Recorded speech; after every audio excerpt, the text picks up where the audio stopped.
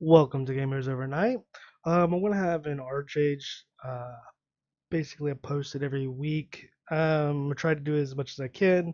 The broadcasters of Archeage, the producers, Trion, is basically um, allowing you to do weekly broadcasts again, which took them a while to start doing it, but they're starting to do it. So I'm gonna start recording those and posting them during the week for viewers that want to do those recaps for those. A little bit easier to navigate, I guess you'd say. So, Nanojalu, here you go, and I hope y'all enjoy it. Thank you.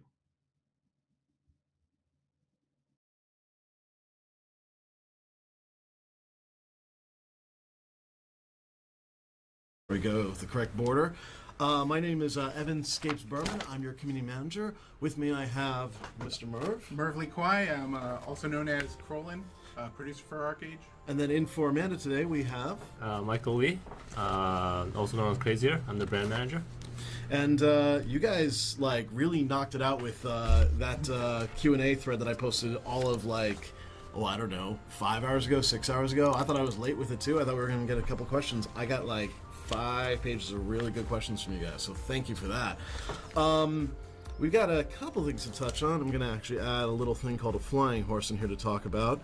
But I guess for starters, we just got on Steam, didn't we? We did. Yep. Yeah, so it's exciting. Yep. Seeing a lot of players join us from Steam. Mm-hmm. And it's exciting. You know, we've been waiting to be on Steam for a while. Happy it happened.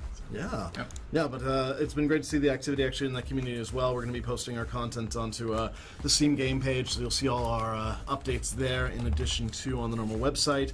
I guess the other thing to note is, with it being Friday, two things happened. One, I think we updated our marketplace. We did. The Pegasus is available, and I've actually seen a lot of folks riding around on it in-game. It's good to see. The Pegasus is available for 625 loyalty points. Mm-hmm. And then also available in the newly revamped Archeum Supply Crate. So yeah, I'm seeing a lot of good feedback from players so far with it, and that's exciting. Yeah, I saw that the minute that we actually introduced rather the Pegasus onto the marketplace, immediately Olo Chat was all about who got the first one, which box did they get it on. Yeah. It was kind of exciting. Yeah. I was really pleased to see people receiving it so well. Did you get your Pegasus yet? I've not. I've opened a couple boxes. I'm not going to say how many. Okay. I've gotten a lot of crystal, which is Okay. nice. Yeah, that's and I'm good. really all about that. I mean, could always use that Archeum. I guess for those who weren't already aware, this box actually is a little bit different than our previous boxes. The basically trash that you guys didn't like, we took it out because we didn't like it either. Yeah, things like all of the Starlight crystals and dust have been removed. Vocation expertise tonics, pinions are all gone. And we increased the drop rates on a lot of things and improved the category of Archeum that drops from it. So I've seen a lot of good feedback about that too so far. All true. We also have Armageddon armor on the store. That was the first thing that I went for because I love the way that stuff looks. So. Let's see. Other things to touch on. Also because it's Friday, we have the character creation limitation in place. This is what we've been doing now for, I think, 2 weekends? Yep, this will be the third weekend. And basically what we're doing is we're locking character create during the weekends on high population servers to encourage new folks to create characters on low pop servers. They're going to have a better experience there. And a lot of you Steam folks, it might be in your best interest to check out a lower pop server just because, their land is readily available and, a lot of functionality there. Mm-hmm. Come play on Ezzy. I think that was a plug for Ezzy. I think it was, yeah. Let's see, other things to touch on while we're doing the opening before we do open it up to all the Q and A you guys wrote for us. The Spreading Flames event kicked off earlier this week. It did, and we had some problems with the patch notes on it. We did. There was a lot of sort of incorrect information going around. The main thing is, so this is an event that just started yesterday, and players can interact in the main world cities, hubs, lower level zones to combat the Red Dragon by getting a bow from an NPC and then dealing damage to it. When the Red Dragon, Spirit of the Red Dragon dies, he leaves kind of a globe-looking thing in the world. And we miscommunicated that the globe lasts in the world for an hour, but it was actually an hour of in-game time. So it disappears quite quick, and you kind of have to be present at the event to participate and get that reward. But it cycles 3 times per day. It occurs on Thursday through Sunday, so you have a chance to participate based on your time zone, that sort of a thing. Part of the reward for that is you earn a scale every time you participate in a red dragon kill. Mm-hmm. You can get it 1 scale per day, and then those scales can be used to turn into cloaks. We had a lot of questions about the 11 scale cloak, because based on our messaging originally, it would have been unattainable. But the fact is, a player who participates in every day of the weekend can earn 4 scales per week, and then get their cloak after 3 weeks. Great. Yeah. Actually, I'm going to jump into one question that is super related to that. The commemorative, that's a hard word, crafting table, is that actually going to stick around after the event so people who later get their Aurora capes can then combine them? Yep, I've heard no plans to get rid of it. Great. Okay. So it's likely going to stay in Mirage for, until we decide to get rid of it, but I think it's probably going to stay for a long time. Excellent. Yeah, I know that I need to get my other ones too, because I want to do some merges into the nicer wing capes. Other topics, let's see. I see one more that I just want to address off the bat, and then I also want to touch a little bit on 1.7, which I think we may have named, actually. We did. I don't know if we're ready to reveal that quite yet. We can, okay. Sure. But before I touch on that, I know that I've got a lot of people asking about the Valentine's Day contest, probably more like 10 people asking about the Valentine's Day contest. Wanted to mention, I haven't forgotten about you. I've actually posted in the thread that we talked about your updated prizes even as recently as last night. And we'll be finalizing that next week, so you can expect an update on that then. But how are we doing on 1.7, and how are things looking? Pretty good. So we've been hitting the 1.7 build hard, just kind of absorbing the content. We're planning to write several spotlight articles the same way that we did for Secrets of Ionod, and those are going to go over things like ship customization, naval combat, and kind of give a good view of what 1.7 is built on. And actually, we've been trying to stop calling it 1.7 internally because we have a name for it. And the official name for 1.7A is Dread Prophecies. Dread Prophecies. Yeah, so we're going to start referring to it as Dread Prophecies now. So if we get confused, we'll probably have 1.7A in brackets afterwards. The reason I say 1.7A is because it's divided into 2 parts, A and B. And the content that was originally released in the Korean 1.7 patch is divided between those 2. We still definitely liked the idea of letting the community actually name one of the patches. It'll be for a future patch that we actually do that event. We really liked Dread Prophecies, and actually we're already working on a buckle for it and everything, that the logo that you see with the Archeage incorporated into it. So that's, I guess, the latest on that topic. We're definitely have more details about 1.7, I believe, in the next live stream. We started looking through the patch notes. It's starting to look really exciting. There's a really large amount of great changes and new mechanics in 1.7. In previous streams, we talked about, hey, we haven't had the ability to update this part of the game just because it has 1.7 dependencies. But as we move forward and 1.7 is on the tracks to go live, that gives us a little bit more flexibility with what we can influence. So yeah, Dread Prophecies. I have to try and train myself to stop saying 1.7A. Same here. Yes, we did like Ships and Giggles, but it seemed a little bit light for the subject matter. It's actually I'm actually going to spell one thing. It even has like a brand new loading splash window. It's much more dramatic, new poem, and I don't know if I'm getting in trouble for saying all this stuff, but whatever. No, go for it. It's got a different feel, and the key art looks really stunning. I know I'm teasing things that we aren't showing quite yet, but the spotlight art will start coming out as soon as we begin really talking about Dread Prophecies in earnest. Yep. So I could gush about this all live stream, but I'm not going to do that. Instead, and then the next couple live streams, we're actually going to start talking about 1.7. So it's important for us that we have our facts straight.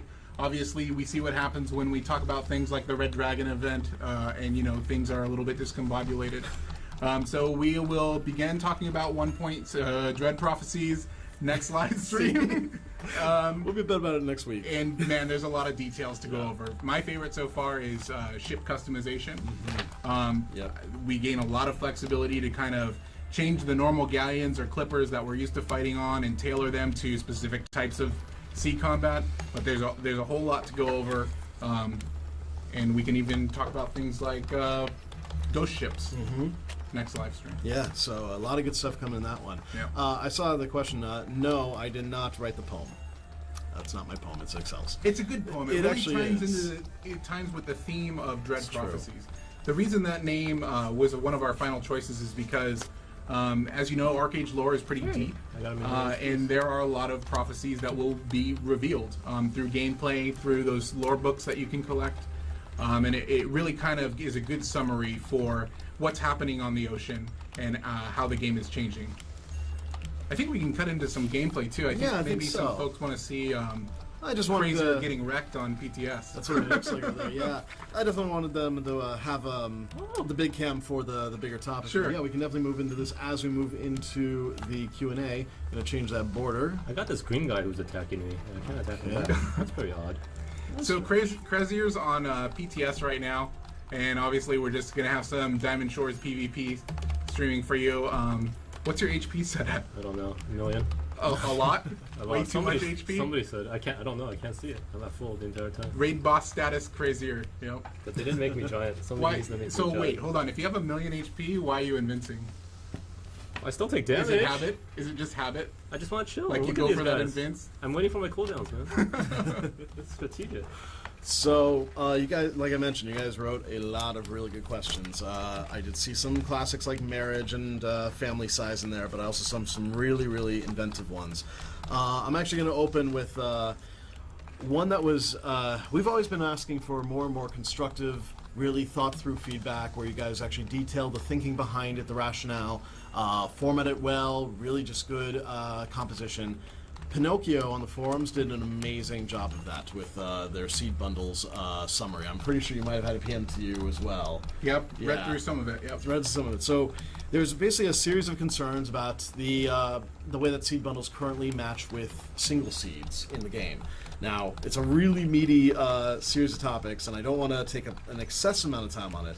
But basically, with Come the on concern now. being that bundles are less and less efficient to farm compared to single seeds, there's a feeling that nobody's really using them. I know I'm using them because it's a little easier to put them down. I kind of accept the reduced efficiency because I don't have it's the time patience involved. to single plant. I still Right. bundle, and yeah, you miss out on the rares from doing that. It's kind of the trade-off that you get for the efficiency of bundling and not having to put forth as much effort and time as it takes to single plant.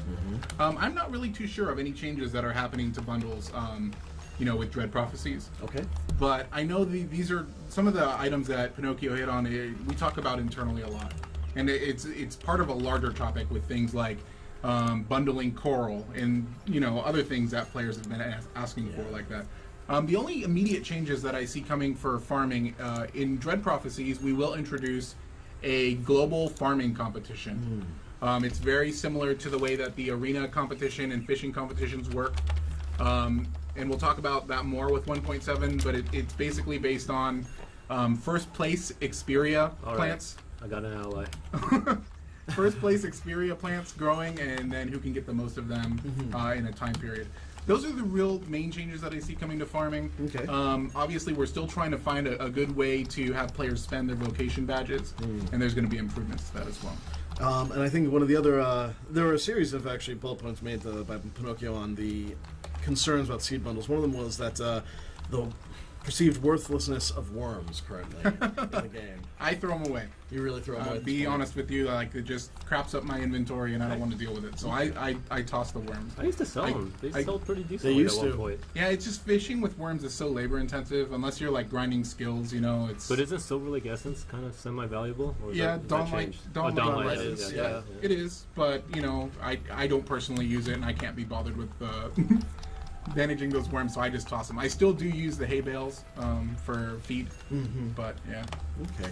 So, and then the other concern was also that some bundles are taking longer to mature than their single seed counterparts, while Yeah. others are faster. It doesn't seem to be very consistent. Yep, I've seen that with plants like cucumbers, right? If you single plant them, they mature very quickly, but then the bundle is, a longer duration. And I think it's just one of those things that, the version that we play on currently with Secrets of Ionod is the 1.2 Korean version. And a lot of game mechanics suffer from kind of being older, right? The version that we're on launched, almost a year ago in Korea. So we have a lot of catching up to do with things. I don't doubt that farming is something that will evolve with future builds because it's an intrinsic part of Archeage. We love that we call them life activities, right? And that's kind of farming and crafting. And we love that that's a core part of gameplay, that you can essentially level like that, right? So we don't ever want to neglect it, and feedback like this is always good. A lot of it we take to Excel, but there are plans coming up for farming. They're kind of in design stages right now. Okay. But yeah, I mean, as we learn more about that, we can talk about it. Yeah. And again, all that said, we can still follow up with the core, I think, takeaway that was being asked for is, are bundles working as intended? And as we've mentioned on a couple of previous live streams, we actually do follow up with Excel on a weekly basis with hot topics, current events, things that we have questions about that we're looking for insight on that's shareable with the community at large. This can definitely be one of the topics that I'll make sure we include for this week, just to make sure that they are currently working as intended and see maybe if there's more we can share about what's coming. And it's great feedback. I mean, Yeah. the best type of feedback I receive is kind of laid out the way that those posts are, and the way that the PM is. Just because it gives good detail, it gives point and counterpoint, and it kind of outlines the concerns. And it's good. We combine that with our internal feedback, and we see results. Obviously, it takes a long time to get those results sometimes, but they happen. Yeah. So that was about a half page of questions. Just there's a really big section. Let's see, other really good pertinent topics. What's going on right now? I've seen many people asking a lot of Pegasus questions. Things related to Black Pegasus, whether White Pegasus can evolve into Black Pegasus. What kind of time frame we're looking at for all this stuff. I know that we only just released White Pegasus. Yes, today. Today. Yeah. But I will say that Black Pegasus is in the works. Okay. I don't like calling him Black Pegasus. I don't really know his name just yet. But I would say he's a couple months out. But yeah, I mean, he's coming into the world. Same way that there are plans for other gliding mounts. Yep, they're in the works. Great. It starts at level 50, right? Pegasus does start at level 50. I thought that was interesting. And I had some questions about that earlier. Why is the Pegasus level 50? And I don't know. Quite plain and simple. I personally have just been saying he's a majestic creature. He or she, excuse me, is a majestic creature. It can't be bothered with leveling. So baller status, it just comes onto the field as level 50. That's what I'm going with.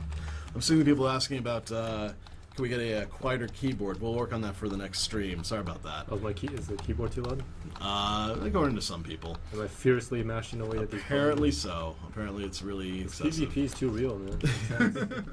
Here, I'll just actually rotate this over a little bit. Maybe that'll do something. Maybe it Be won't. a little more gentle. You can just go stand at the Nui statue and talk some trash. Is I guess you still have to type. So I'll fight like Krillin. Oh, wow. Wow. Oh, zing. You're lucky you're on Ezzy. Let's see. All right, let's start burning through these. What does Excel plan to do in regards to people constantly AFKing in Arena, especially with the introduction of leaderboards now? Yeah, so that has actually been a top issue for me.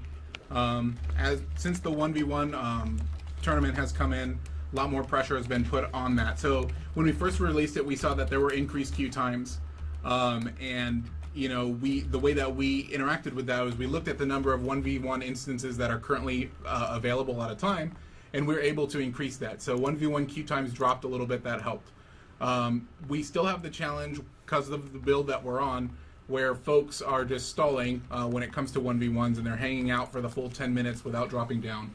It's always been a problem. It's more of a problem now since we have the arena rankings, and we're working to fix that. Obviously, the best solution is to just force a drop and to force a respawn. That fixes a lot of that. That's what we're pushing for right now. It's really going to come down to when we can fit that into a build. Hopefully, we'll see that as soon as possible, maybe with Dread Prophecies, hopefully sooner. Pushing on that is a critical issue now. I realize how it impacts you guys. Are there any chance that we're going to be making any changes to handicrafting that it makes it more like the other crafting professions rather than random chance? I think we got this question last week. I know. At some point handicraft does catch up. I'm not sure what version that's in. But yeah, I mean the RNG. I was joking with one of my friends in game the other day because we got a drop for Ionod ring pattern. The RNG to get to an Ionod ring pattern is so expanded. I'm happy with my illustrious and magnificent joy. That is like top tier for me, just because of the amount of RNG that happens with handicraft. So we know it's an issue. We know it's not really a balance like the other professions are. It's my understanding that it catches up at some point. I don't have a timetable for that. Okay. With the Armageddon armor that we just added with today's marketplace update, is that going to be a permanent addition to the marketplace or a limited time item? It is a limited time item. So Armageddon armor will rotate out of the marketplace. I don't have a date for when that will happen, but it's similar to how a lot of our other direct sale items rotate out. Generally, the items that stay on the marketplace for a longer duration are usually consumables. And one of them I'm actually going to talk about ahead of time. So we have an update that's coming very soon. It should happen before Dread Prophecies, where we're going to release, I don't know the official name for it, but it's an item that allows you to remove the appearance customization on a piece of gear and revert it to its original appearance. The unfused thing. Because during the seasonal holidays and for Valentine's Day, I really wanted to use some of those image items, but I didn't want to crap up a Delph with a lollipop. I actually dual wielded lollipops for a really long time until the Varroa weapons came in, and then I could skin over it. Right. But now this new item is going to allow folks to remove the appearance from their gear, so it has the normal appearance. No, I definitely still saw some lollipops actually at one of the Red Dragon events. Yeah. Oh, hey, Right. you're still rocking those. It's kind of hard, right? It ruins your street cred a little bit. If you're supposed to be some fierce pirate and you come at them using a gingerbread shield and a lollipop, Yep. it kind of plays it down a little bit. A little less fierce, it's true. But that's the type of item that's going to stay on the marketplace for a longer time because it has continued value.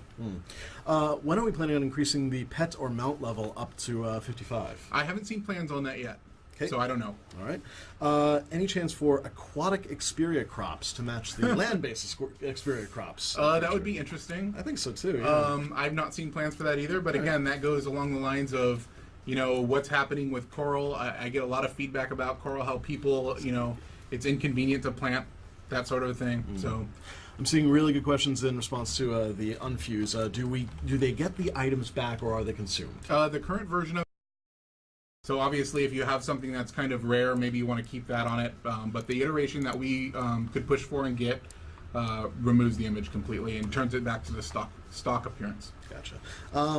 Actually, good Dread Prophecies question. When can we expect the class balance changes to arrive?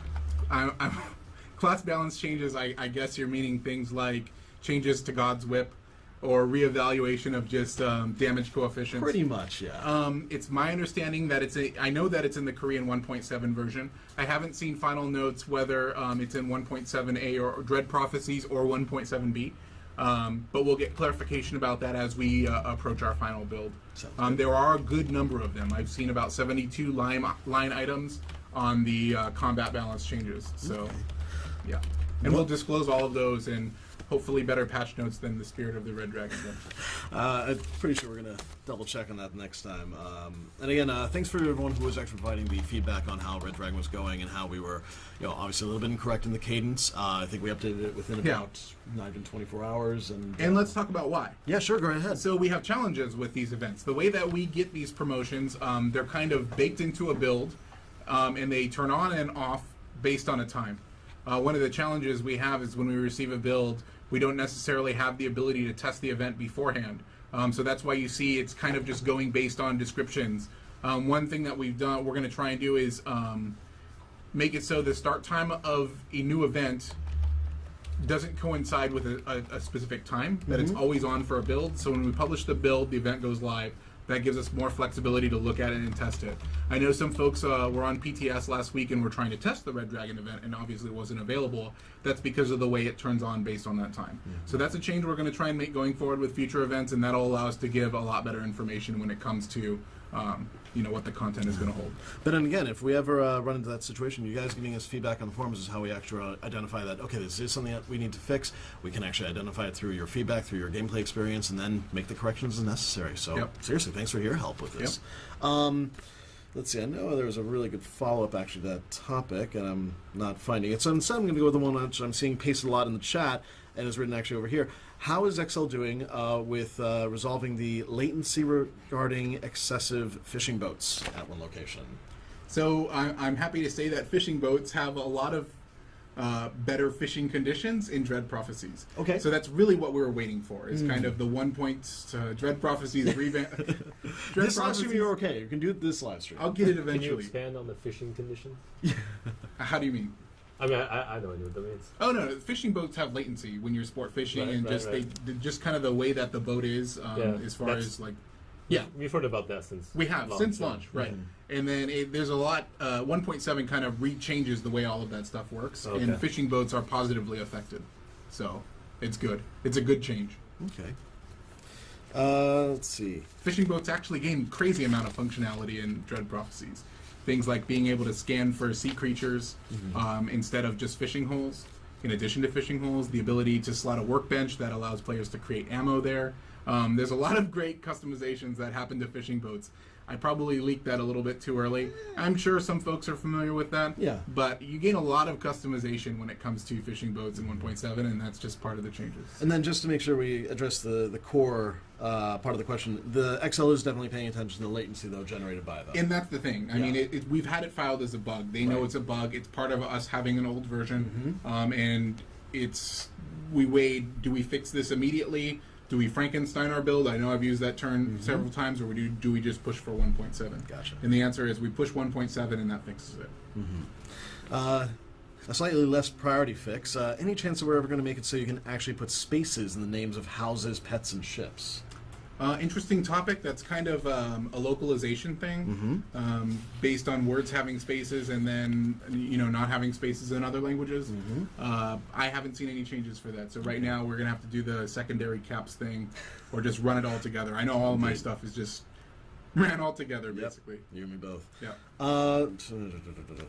Are the quests for the library painting scraps for floor 2 and 3 bugged? Myself and some friends have scoured all dimensions in regards to the respective floors and haven't found one painting scrap. If the quests aren't bugged, are the scraps just extremely rare for the subsequent quests? I don't know for sure. Okay. I do know that I found a scrap of the floor 3 painting before. It's in my inventory. I haven't found any other ones. But I was on my server one of the first players on floor 3, I believe. So when I got to that floor, I saw, the blue exclamation point or whatever and picked it up.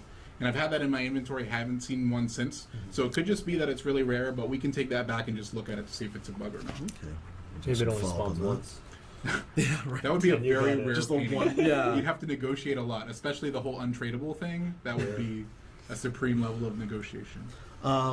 As for other things that are happening in Aurora, what was the developers' reasoning or philosophy behind the inability to create larders or gold or resource or guild, or basically the ability to generate those resources in Aurora? So I don't know the original logic behind not allowing it. Okay. I do know that in future updates we gain those abilities. There you go. So specialty packs will be coming to Aurora, but that's in a far off version. Let's see. This is kind of an oldie but a goodie, and it's actually a fresh question about it. With the Mirage Donkey, the blue guy who recently got the fix made to his non-forward movement, since it's actually been fixed, it still is a 300 loyalty point item. Why is it so expensive in the loyalty store, and shouldn't it just be like other marketplace donkeys? And I believe the answer is that it still has increased speed on the level of Carrot Dash. And it's still just a strong mount. Right. 300, we never really priced that donkey based on it having the increased strafe ability. It was kind of just, this is a rare donkey. It's the only way you can kind of get one of those advanced donkeys now. So that was the original thought behind the pricing. Again, it wasn't priced based on it having the ability to strafe or walk backwards. At Well, and again, ridiculous that was speeds. always a bug in the first place, so It we were was. really playing about that from day one. Yeah. So it just took a little longer than we would have liked for it to get fixed, but it did. Why are there no spawn locations for fish and peace locations off the coast, as well as why is there no peace period after war on the sea like there is on land? To my knowledge, war doesn't go into peace, oceans are always at war. They are always Yep. at war, Yeah. correct. So why So- doesn't it go into peace, I guess is the question. It's just the core question, yeah. Because who wants a peaceful ocean? I don't know. I don't have a good answer. Spoken like a true They actually pirate. follow up. They follow up because I would love to do some peaceful fishing, and I think it's because actually those are desirable nodes. That's how you generate Risk- currency. And it's risk also reward RVR. thing, It is Yeah. absolutely risk versus reward. Absolutely. I mean, fishing with our economy now is becoming much more valuable, like in line with where it's supposed to be. And being able to generate that amount of gold, well, I don't know. I'm kind of contradicting my argument because trade packing is still really strong for gold generation. It is, yeah. The answer is the oceans are all about combat in Archeage. I hear stories from folks all the time about how they don't want to go into the ocean at all because they're scared of what's out there. It's really not that scary. It can be at times. When you happen upon the Kraken, it's absolutely scary. But once you're comfortable with it, it's just a great part of Archeage, and PvP is an intrinsic part of ocean play. I saw somebody following up on my my donkey topic just a second ago, asking if we were going to nerf or fix the donkey swim rate, which seems rather exploitive.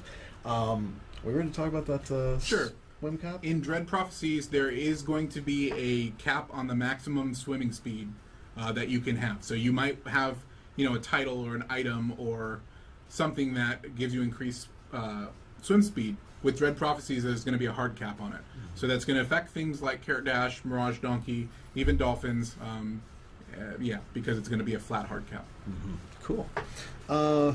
Any chance, and I already know the answer to this, but it's okay. Any chance that tax certifications will ever be available for purchase from the general goods vendor? Probably not. Probably not. Because you can craft them with labor. Exactly. Let's see. Does XL plan on changing the stats of obsidian bows? Because right now the concern is that the only stamina having on it is pretty useless for archers. And then I'm actually going to tack onto that because I know that there's a follow-up one. Do we have a timetable for the next group of obsidian, both bows and also armor? Sure. So I don't think any changes are going to be made to the current core obsidian that you see in the game. Okay. However, there is obsidian weapons V2. And those are the ones that you might see that have, agility as the stat on the obsidian bow, and a better passive other than max mana.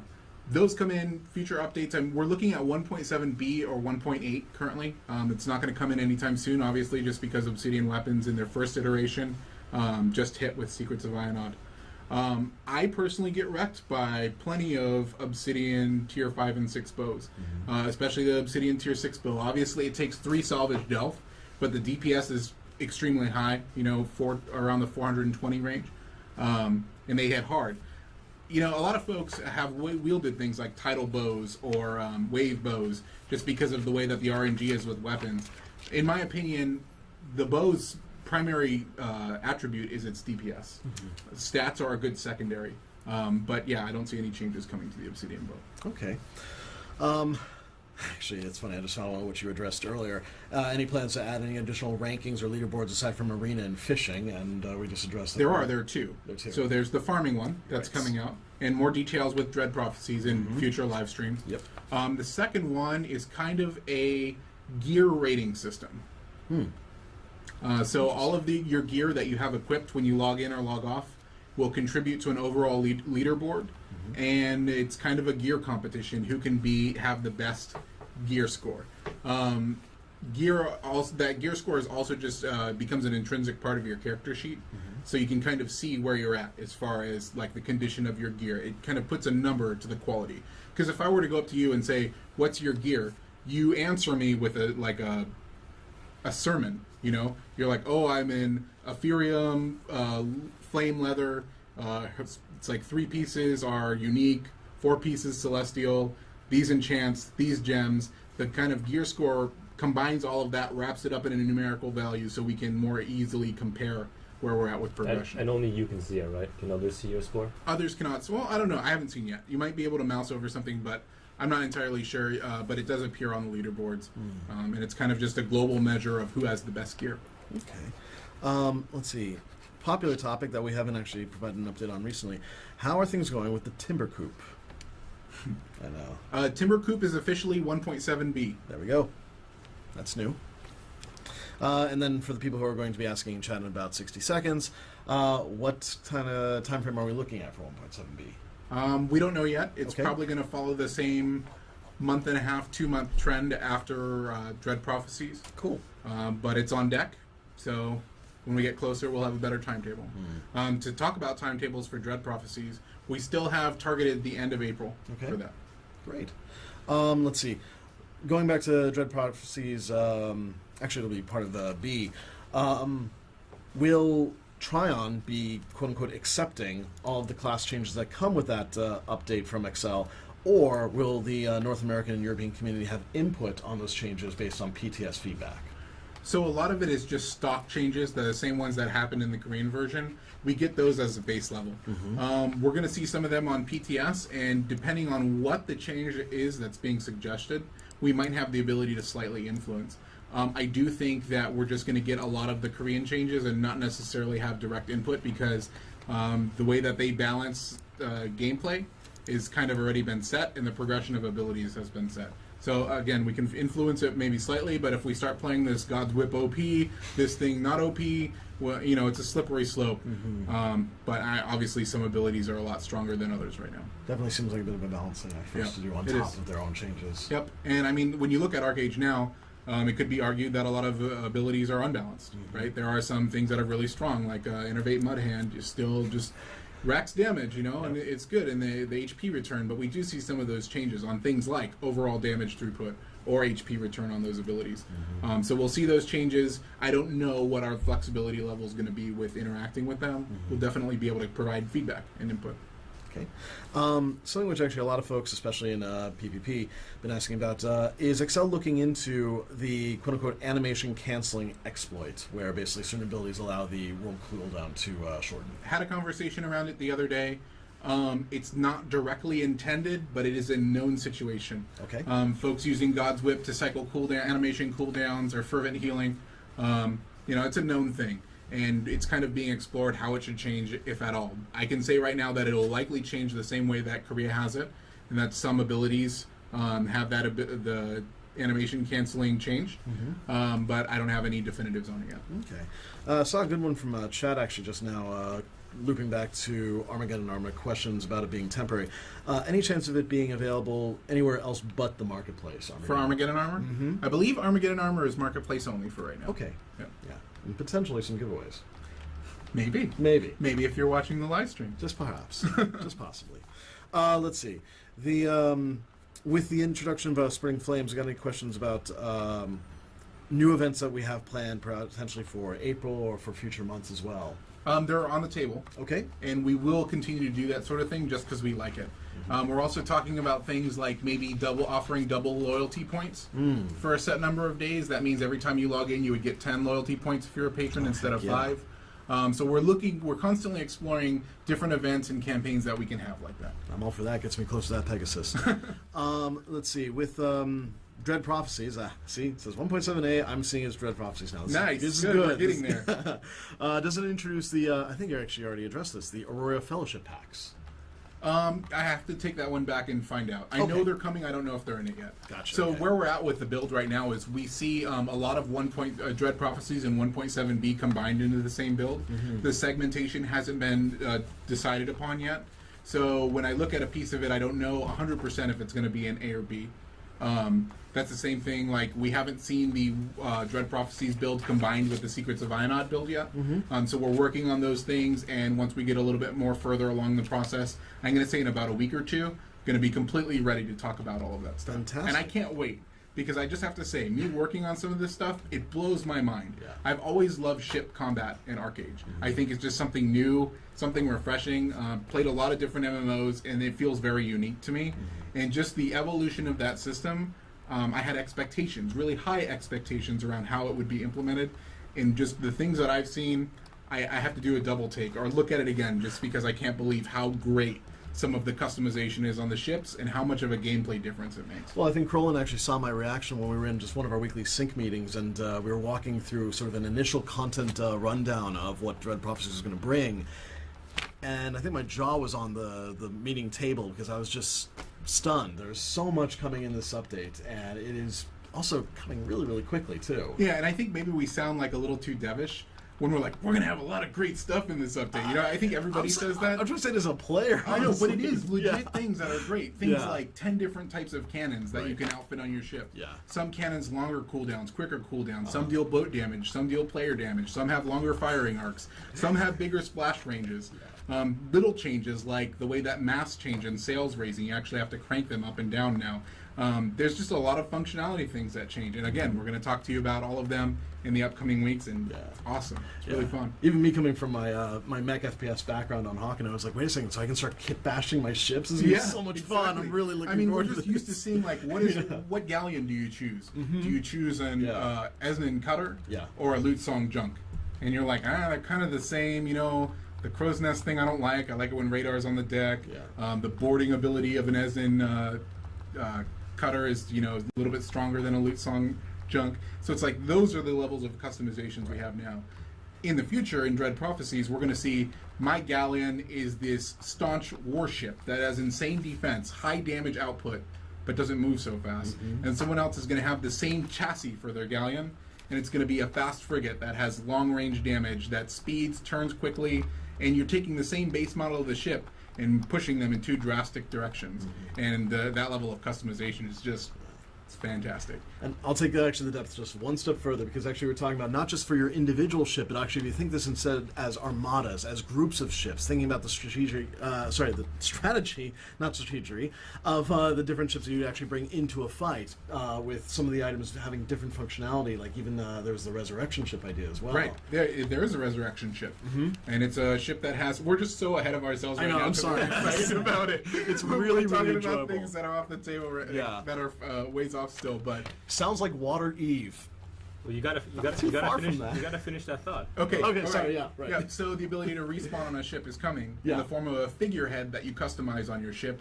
It's actually an ivory Nui statue that adorns the front of a galleon. Yeah. And it turns that into a kind of a respawn center for your troops that are on the sea. If you're grouped or in the same raid, you can respawn on that ship. You get a buff after you respawn to help defend that ship. So it kind of becomes the focal point on the seas. And then you have the rest of your armada around it protecting it. Yeah. There's a lot of changes when it comes to figureheads. Someone actually asked about a respawn point in the ocean. That boat eventually becomes one.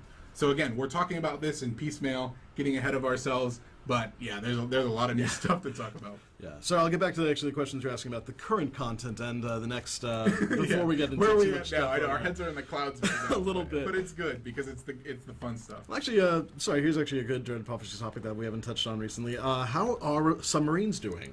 Because we originally talked about submarines being reintroduced sometime between SOA and what's now Dread Prophecies. Challenge with submarines in early alpha, they were OP. They were super fast, super Crazy. strong. They got nerfed, and that's kind of where they're at right now. Is the crappy version submarine. Submarines are being revamped and will be craftable in Dread Prophecies or 1.7b. I don't have final determination yet, but they're coming. One of the challenges that we have right now is they can't bloodlust. So there's just things like that we're working on submarines to, ensure that they're part of your armada, right? Because when we start doing this thing where we have a command ship and warships and fast frigates and then maybe scouting clippers and a fishing boat as a support ship and then submarines underwater, you have a naval battle group instead of just as many people as you can possibly fit on one clipper, Right. sailing around. That's janky. It's really kind of weird, but it's what people do, because it makes sense. So we'll see a lot of changes like that, and submarines are just part of that whole overall change. I'm waiting to see who has the dominating navy on Olo, because that's gonna be crazy. Like floating around the coast trying to dominate. The sea drama. Right. Let's see. Actually, Sea salt. Sea salt. Blue salt. That should be the drop from those naval battles. Just a whole bunch of sea salt. I'm going to take a question from Do chat. it. Folks are asking about the Black Pearl. Yeah. How does the Black Pearl change in 1.7? Just about to answer that one. Actually, It's a good question. In 1.7, since the parts that you put on your ship matter more than the ship's chassis, the Black Pearl kind of goes through some changes. It has a starting level that's stronger as far as base components are on it. So when you get a ship and we convert to Dread Prophecies, the ship basically has starting ship gear. It's core pieces that come with it. The Black Pearl's version of those are stronger, so you have that initial advantage.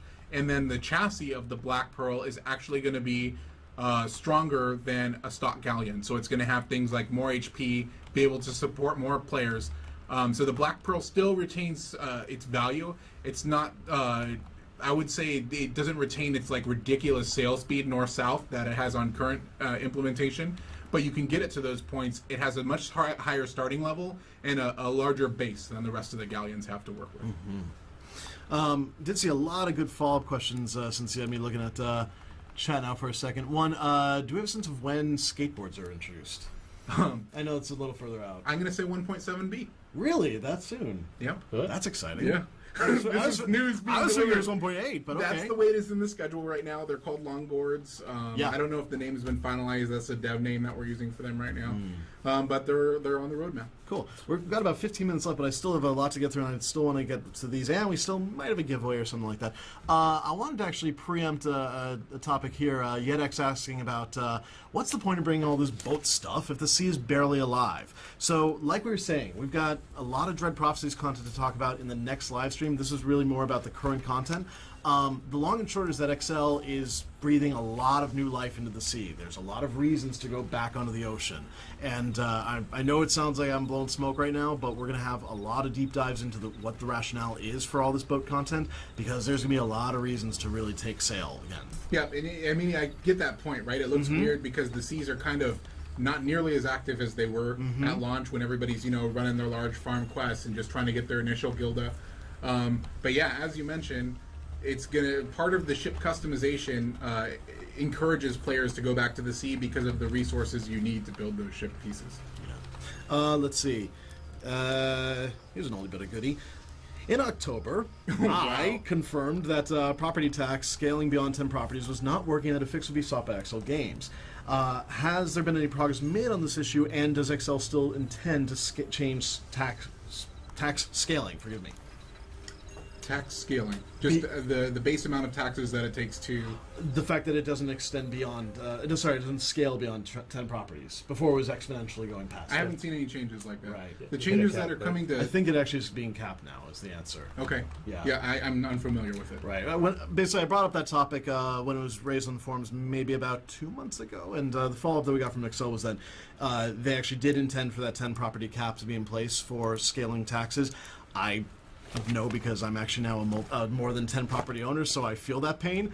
But at the same time, the plan is to actually not remove that cap at the moment. I assure you, it is exceptionally difficult to own, even with the cap, more than 10 properties. That's a lot of labor or I'm taxes. not even growing anything anymore. It's like, oh, hey, I've got 4,000 labor. I'm going to pop a potion, and then I'm going to stand in front of my house, and 200. Oh, yay, I got 5 tax certificates. It's like you get such little returns. You know what I think it is, though? Yeah. Like, we're launch players and alpha players, Yeah. And we've been in these scenarios where it's just like land was so valuable back in the day, Thunderstruck lottery days. It's just like we were trained to, if you see land available, who cares? Throw whatever the hell you can there just to hold the spot, right? Yeah. So now that land is becoming more available because of the new zones come out, players differing with their gameplay styles. Some people in the library maybe don't care about their farms as much anymore. The availability of land has been increased. I know that a second instinct is to see available land, run to the auction house, grab some crap design and throw it down. Absolutely. And I'm like, yes, I have more land. So I'm in the same boat. I have a lot of properties right now. I have trouble managing all of them.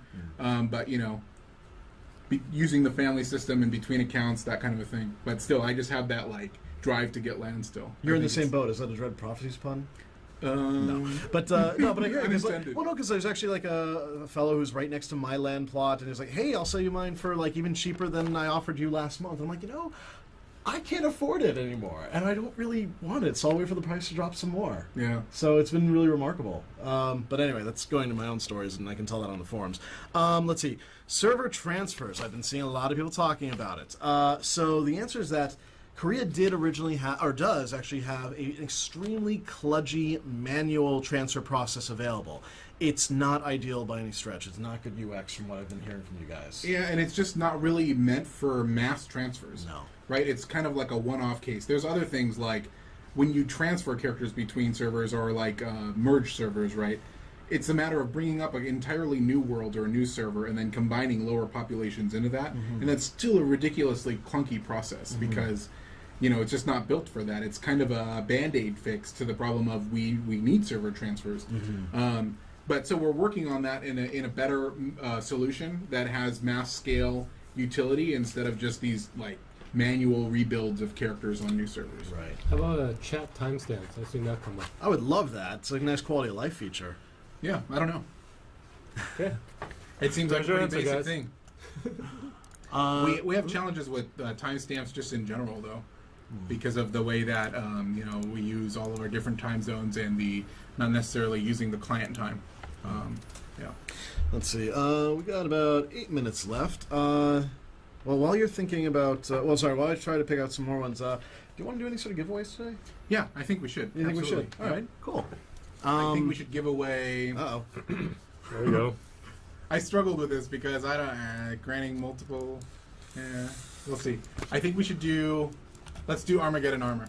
Sounds like a plan. Full set? Well, the thing is, everybody can use it, and maybe if you already have a Pegasus, because I've seen a lot of people with them so far. But yeah, I think we should give away Armageddon armor. Everybody can use that. So I was loading up my my handy dandy internal company chat here, and Victoria Firekate, as you may know her, is complaining. So maybe the guys will see it. She's opened 260 boxes and no Pegasus, and she's saying it's not very fair. So Firecade? Firecade. That's a lot of. That's a the lot most of I've boxes. ever heard. Well, because like I saw people in chat saying box 9, box 22, box 30. Yeah, I got mine in I think 27. I got mine in less than 30. Less than 30, yeah. Well, that's just RNGesus coming around. Maybe she's had good luck with something else, or whenever I see something like that, you're on the down tick, right? And you need to wait for the uptick.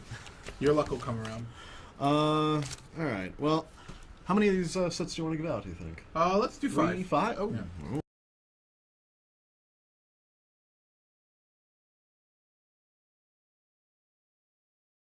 That you can take your pick at what you Okay. want to answer. Let's see. Okay. Access Arena is anywhere. That's a good one. Because I've seen folks kind of just, that you stand around the arena vendor just waiting for your queue. And you can't go very far. Can't go very far, and you get to hang out with the person who just killed you or you just killed. That's kind of a weird experience, and plus we just, yeah. So it's coming in a future Korean version, but that's one of the things that's based on it being in a Korean build. Yeah. Okay. You can ask me. Let's do it. Alright. Why does it take so long to delete a character when it is higher level? That's a good question. Why? Actually, Ask me the hard one. Maybe you know the answer. Actually, no, I want to know the answer, that's why I asked. Oh, really? Oh, dude, no, that's I not know even the written answer. down? Yeah, No, it is written down. Okay. But I saw it and I was like, that's a good point. I don't know why. So it actually was originally part of when There we was were. have to be a. It had I to mean, be I a reason, understand right? why that's a thing. It's a matter of ensuring that people can't just cycle characters quickly. Yeah. Right? But when it's higher level, why does it take longer? I don't know, so you can cancel it? Like, maybe you have regrets? It actually is twofold. And actually, again, Firecate's answering things from the chat. What? She could always be in here. She may even come running in. Who knows? But no, basically, the answer is twofold. One is that originally the purpose for having any sort of delay on deletion was for botting. So it was to prevent people from being able to basically roll multiple characters. However, why is it so long, rather, for high-level characters? The answer is twofold. It's one, like I said, for the botters, and then two is to prevent people from accidentally deleting, having regrets later on, us having to do a full restoration, which is an extremely manual process and takes a lot of time. So yeah, it takes time right now. Maybe we can look into reducing it. That's a thing we can actually control on our end, I believe. Wait, so it's Wanna like say? to prevent rage deleting? Pretty much, yeah. Yeah. So it's like, man, I got wrecked. Delete. Pretty much. And then you come back in the morning, you're like, no, I didn't mean it. Oh, you had a good night's sleep. You think about it. It's like, hey, I really want to check my farms. Oh, right, I deleted my character. I'm mad now. I guess that's good. Yeah. Here's a good one. Yeah. Why not for patron bonus, their auction fees are lower to half of what non-patrons pay? That's actually coming in the Dread Prophecies update for patron status. So we're actually going to have a news article about it where we outline the changes that are coming to patron status. Obviously, the headliner there is offline labor equaling the same amount as online labor regen for patrons. But we're going to have an article so you guys can read about it. It's one thing for us to talk about it on the live stream. It's another thing for everybody who doesn't watch the live stream to be able to read Plus, it there'll be somewhere. Plus, that's one of many changes. Yeah, it One of is. many One of improvements. 6 really good changes. How about auto roll On loot? on loot? I would love that. Me too. That's a great suggestion. That's something that we can definitely, explore. Clicking the box repeatedly is, yeah. Yeah. Okay. Put it back to Big Cam because actually we got to wrap up. We're about 5 minutes before we get kicked out of this room. But Do we have winners? we do have some winners. Where did those go? I had them around here. There they are. Okay, so first off, this is for the Armageddon Armor sets. Congratulations to Chijay Walker, Chipmunks, Full Spectrum Spectre, Thermogothic, and Adag. Aadag. So basically what we'll do is we'll follow up with you via Twitch messaging. You'll get a message from Trion, and we'll follow up and make sure you get your stuff. Congratulations. And I guess other than that, that'll do it for today's live stream. We got through Somebody said they two-thirds. sent questions through Twitch too, because the Twitch chat was broken. But Oh, I okay. think the Twitch channel still says Trove too, doesn't it? No, should have been updated. Unless I'm lying. Is it still Yeah. showing Trove? Nope. Playing Okay, Archeage. cool, Nope, cool. should be fixed. Yeah, basically the game doesn't always update unless you refresh. But that'll be it for now. I think we're going to transition over to Rift in just a few. Cool. Thanks everybody for coming out. We hope you guys dig the Pegasi, and really, really, really looking forward to next week's stream because there's going to be more to talk about then about Dread Prophecies. Yep. But I guess until then, thanks for tuning in, and we'll see you next week. Yep, have a good week, everyone. Have a Thanks good weekend. for watching. Yeah. Bye. Peace. Well, Thank you for watching Gamers Overnight. That is a recap of the developers for Friday, and lots of great information there. There's Q and A. So if you like what you like, please subscribe, and I'll keep recording and put it in here, as well as I'll be putting some gameplay in as well. So enjoy it, and till next time, peace.